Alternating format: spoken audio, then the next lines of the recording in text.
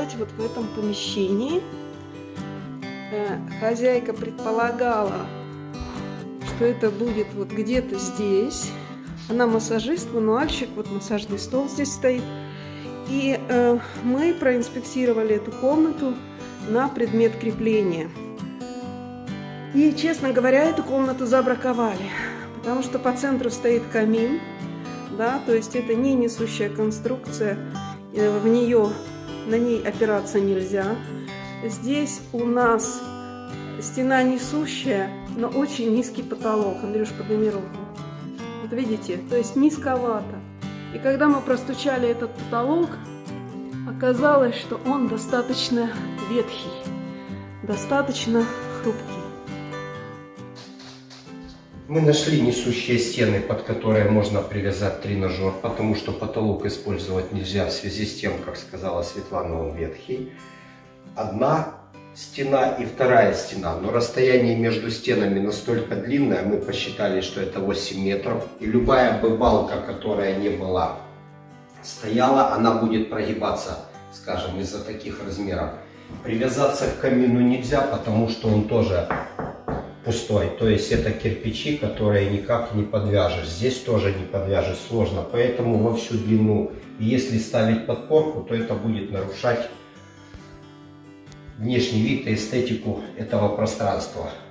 Поэтому мы решили пойти на крышу и посмотреть, нельзя ли подвязаться с крыши к потолку. То есть с чердака просверлить отверстие и выпустить там крепление.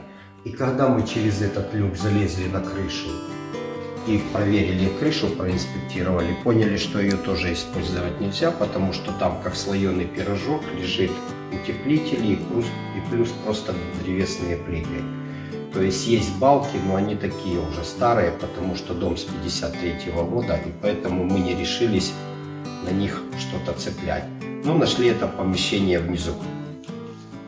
Проинспектировав помещение, мы выбрали эту комнату, потому что здесь хорошие несущие стены, потолок слабоват, и поэтому мы решили поставить вот такую вот конструкцию деревянную. Здесь расстояние небольшое, и благодаря этому, скажем, очень хорошо работает дерево.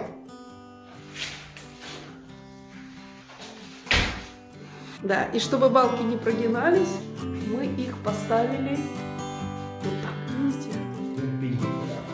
Да, перпендикулярно потолку, и тогда они меньше прогинаются.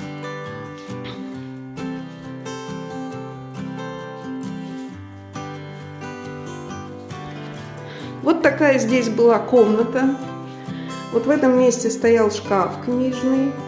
На полу лежал ковер. Это была типа гостиная, которая практически не использовалась. Вот. И хозяйка выделила эту комнату специально для студии.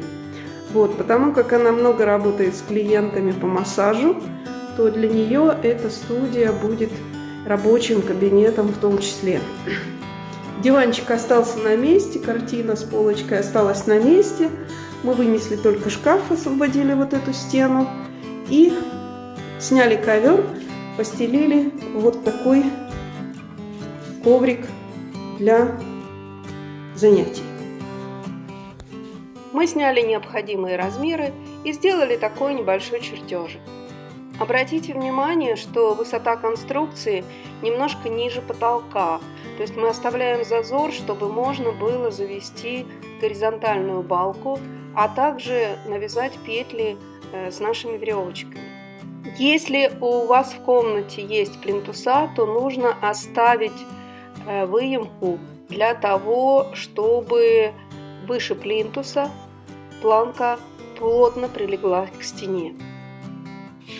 С этим чертежиком мы пошли в ближайшую столярку, и за пару дней нам изготовили конструкцию, и они же, эти мастера, помогли ее установить. На нашем канале есть специальное видео о том, как правильно закрепить петли на балке. Коврики мы заказали в местном интернет-магазине, и за пару дней нам их доставили прямо на дом. Можно было окрасить конструкцию в цвет дверей, полов или лестницы, но хозяйка предпочла оставить натуральный цвет дерева. Студия готова! Практикуйте, будьте здоровы и будьте молоды. С вами Андрей Молодцов. Подписывайся на наш канал, ставьте лайки.